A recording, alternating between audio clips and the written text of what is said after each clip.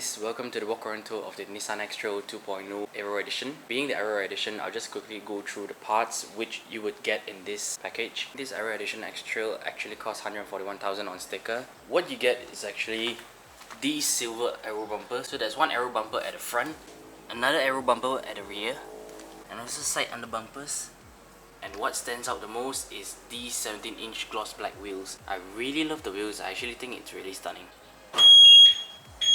And part of the Aero Edition package as well, you also get these brown Napa leather seats, which feels really premium and comfortable.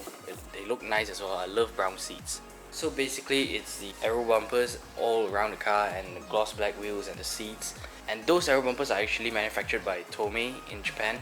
And all those accessories and parts that I just mentioned that is part of the Aero Edition package actually comes with a 3 or 100,000 km warranty. Alright, so before I start going through the car with you guys, I just want to let you guys know that in the X-trail you can actually get a lot of optional accessories, which I'm going to show you right now.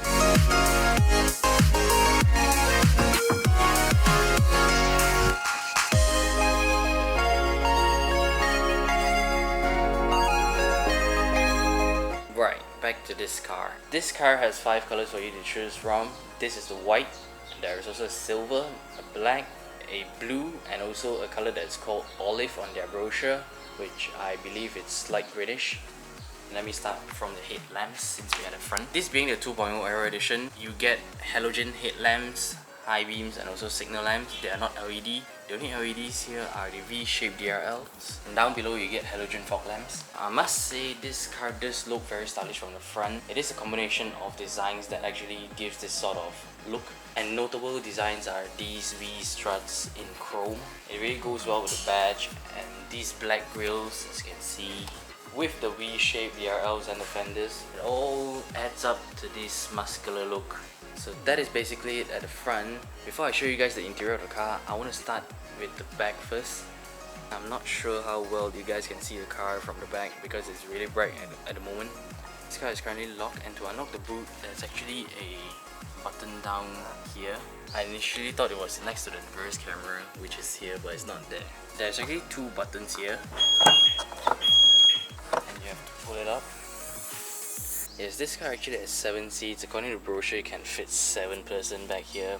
But then I want to show you guys what happens if I were to sit at the back.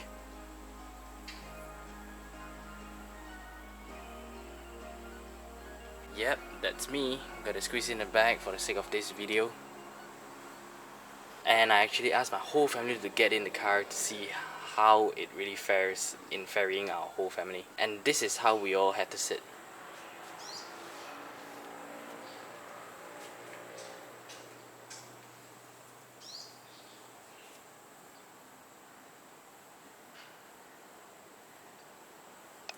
Well, I could say that we all fit comfortably in this car, probably except the one at the back. And if you don't need the seats, probably it will be unnecessary for some of you. And you don't really get a lot of boot space with the seats up, or you can just put it down. Logically speaking, you see this strap here, of course you can pull it, but you have to push. And it lies flat. So if you look down below, you actually get a hidden compartment, which is also where you store this tonneau cover. For those of you who don't know what's a tonneau cover, it's actually a cover for your boot compartment, and I'm going to show you how to install it, but I have to use both hands because it's quite difficult to use one hand, almost impossible. Firstly, you actually pull out this piece of plastic. Yep, that is hard plastic, and also this side comes off fairly easy. This whole thing comes out like that. Now, I must note one thing, this part is not retractable, but this part actually goes in. So what you want to do is that put that part in. Oh, I can't believe it, I'm actually doing it with one hand. No, the retractable part actually goes in one side, and you just slide the other part in like that, which I'm going to show you right now.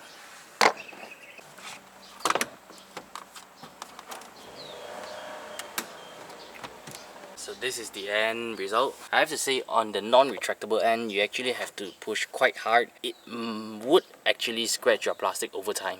So once you're done, just cover back the plastic bits and they fit really well. They don't make any rattling noise at all when I drive. And before I cover this, I want to show you guys this car actually has a spare tire, and how you access it is by pulling this strap here and this strap here at the same time. Oh gosh, I need both my hands again. Like so. And you lift up this part, which reveals the spare tire. It is those compact wheel, but then it is still 17-inch. And put this back here. This boot compartment at this current setting, I believe it's 550 liters if I'm not mistaken. And to cover this tonneau cover, you have to do it manually, of course. And it goes in like that. Like that. It's quite hard to control because both sides, unless you use both hands. So basically, all the things that you want to do, like removing the wheel, installing this tonneau cover, and also closing this tonneau cover, you probably want to use both your hands to make it easier. Some other things that I want to show you guys at the back is your toolkit is actually located right here. It's inside there, all your jacks and stuff. And at the side, you actually get some compartments to put the stuff. It's actually meant for the rear passengers, but then if you don't have a passenger, you can put some small stuff here. There's also 2 cup holders here. And if you notice, there's actually 2 cup holders here, which I'm going to show you what this is later. That's all for the back end. And to close the boot, you have to pull it down manually. It's not really hard. There, shuts easily. Alright, so that's all for the boot.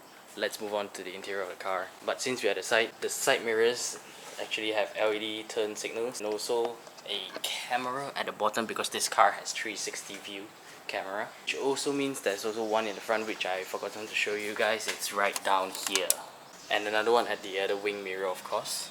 So this is your keys. On the key, you actually get a lock, unlock, and alarm function. So to get in, you don't really need to use it. You just put it in your pocket and press this button right here. Yeah, it beeps like that. So at the door, you actually get some soft materials up here, and also for your elbow, well, the elbow one is actually softer, which is more comfortable. And chrome door handles, which looks quite nice, but it gets dirty very easily because it's chrome. And closing in, you actually get your side window functions. This is to fold it and unfold it. And this is to adjust it, of course. Flick it to the right to adjust the right one, flick it to the left to adjust the left one, with all these buttons here. And coming down here, I'm not sure if you guys can see clearly. This is your central locking button, and this is safety lock for the windows. Down here are your window buttons. You get an A here because automatic windows is only for the driver's side.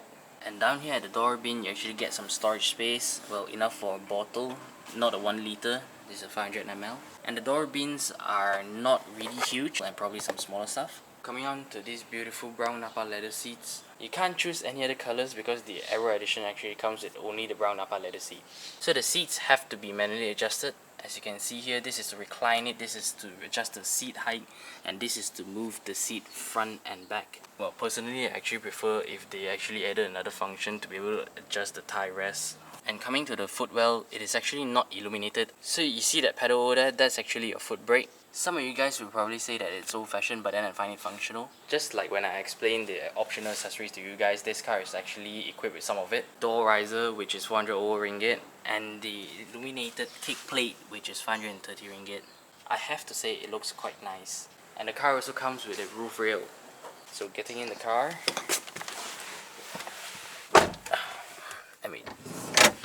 let's get on and start it.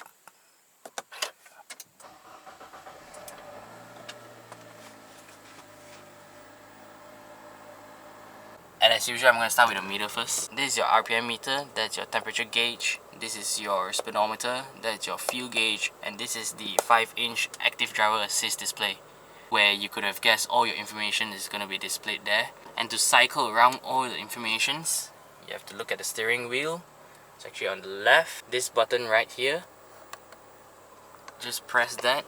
You can also go back by pressing this, so it's not just one way. If you did watch my driving experience video, I actually talk about the chassis control, where you will be able to see some indications of your car underlying features working.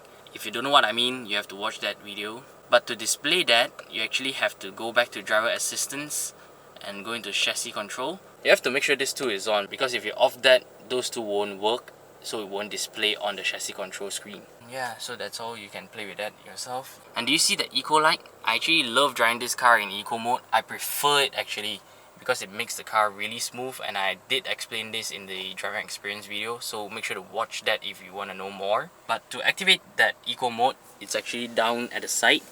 There's this eco button over here, and this on the right is actually manual adjustments for the headlamp leveling, and this, well, for your safety, don't touch this. And this is to adjust the illumination for your meter cluster, and this is for your trip reset. So the steering wheel, I did mention that these are the controls to cycle around your information cluster. This is to enter it just now, and this is actually your source button, your volume button, and on the right, all these buttons over here is actually for your cruise control. This is your voice command function, and this is to answer a phone call. So overall, the functions on the steering wheel isn't really hard to understand. It's quite easy to use. Of course, it would take time for some of you guys to really learn how to use it, but it's not that hard. So moving on, I really love it that they have indentations at 9 and 3 positions. It is a leather wrap steering wheel, if I didn't mention, and I personally don't really like the leather, but you could just solve that with a steering cover. Coming to the center of the dashboard, hazard light, aircon vents. This is the 8-inch Multimedia Navigator. It is actually an upgrade from the 5-inch media unit on those normal models that you see. So some of the notable features that you get on this 8-inch Multimedia Navigator is display, which is to switch on your 360 camera and also front or rear camera. Right now, when I'm parked, you can see that it's actually facing the front. If I put it into reverse, it actually changes to the back. There's also another function to it. Let's say if you are doing a side parking on the left side, just press display one more time. The left part of the screen actually switches to the left wing mirrors camera. So to switch it off, just press display again. I believe this has mirroring as well, and I expect all the other normal multimedia functions like Bluetooth connectivity and all. There's also navigation. Resolution is not really that bad, it's quite decent. It is only this upper part that is the 8-inch Multimedia Navigator. The part at the bottom is actually the dual climate control settings, which is standard. And coming down below, this is your 12-volt charging port, USB port, auxiliary port, and there's a practical storage area here which I always use to put my phone. Leather wrap gear knob with a switch in front. It's really nice to hold. You can also shift through 7 virtual gears using the plus and minus at the side here. Just push it to the right. And coming down to the cup holders, well, this doesn't come with the car, that's mine. You get cooling function for these two cup holders in front. There's actually a switch here, which I'm not sure you can see or not. Just flip it upwards and there is cool air coming out. It cools your drink, it doesn't make your drink really cold. And it's only for these two cup holders in front. And behind the cup holders, you get another storage slot. The center armrest, it's leather wrap, it's comfortable, it's soft material as you can see. Just lift it up. There's a latch, by the way. And we open it to reveal a practical storage space. You can put your smart tag here, and this slot here you can actually put your small bags or even a clutch. And the glove box, well, not really huge, but they are decent, better than French cars. And these are your rear mirrors. They're simple, not overcomplicated. And you also got a sunglasses compartment. This is for your cabin light. It's actually LED, this side as well. This is to switch on all of the lights, even the back one. The back one is the yellow light. This is white light. I find it a bit dim, not really bright, you know. And this is to actually set the room light to switch on when you open the door. So moving on to the sun visor. You guys will be really surprised how big this is. Well, at least I was surprised. Imagine this is my view. Even if you are shorter, you only have this much space to actually look through the windscreen. Not a complaint, but it's big. But then I was just joking, just move it up a bit to adjust to your right height. So that is all for the whole dash. It is all fairly simple, nothing very complicated about the car. Everything is very well built as well. Like the materials up here, which I didn't show you guys, it's actually some soft touch material. This part is hard.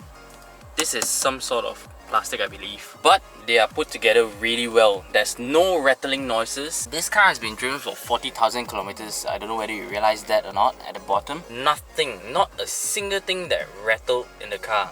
So moving on to the back. You get some storage space here as well. You can use it as a cup holder. You actually get storage pockets at the back of both seats. And the back seats are as comfortable as the front. And you can also slide and slightly recline the back seats. Not really recliner, just slightly only. The back seat is very spacious. Look at my palm test. I must say the back seats are very comfortable and has no problem fitting 3 adults at the back. So remember I showed you guys the cup holders at the back of this seat. To release that, just pull this strap here and push it down. See how I'm doing it with one hand. It actually doubles as an armrest. This is hard plastic, by the way. By doing that, you also open a hole through the back to the boot compartment where you can get your stuff easily. So once you're done, just lift it back up and lock it back in like that. You do get aircon vents for the mid row as well, but do note that you do not get aircon vents for the back seats. I mean as in the 3rd row. So that's basically it. Oh, since the C-pillar is so huge, you also get a window in the C-pillars. Both sides. So that is basically it. So that's the beeping noise that you get if you get out of the car with the key in your pocket. And somehow, I don't know why, this car also has an alarm clock warning, which I'm going to show you right now. Alright, so that just happened. I switched off the engine and opened the car door, and that alarm clock sound just triggered. So that is all for this walk around tour. Make sure to watch the driving experience video on how this car drives, and also watch the 7 reasons on why you should buy the X-trail Aero Edition. As usual, if you're not a subscriber, subscribe right now because I'll be posting more videos. Thank you very much for watching. See you soon.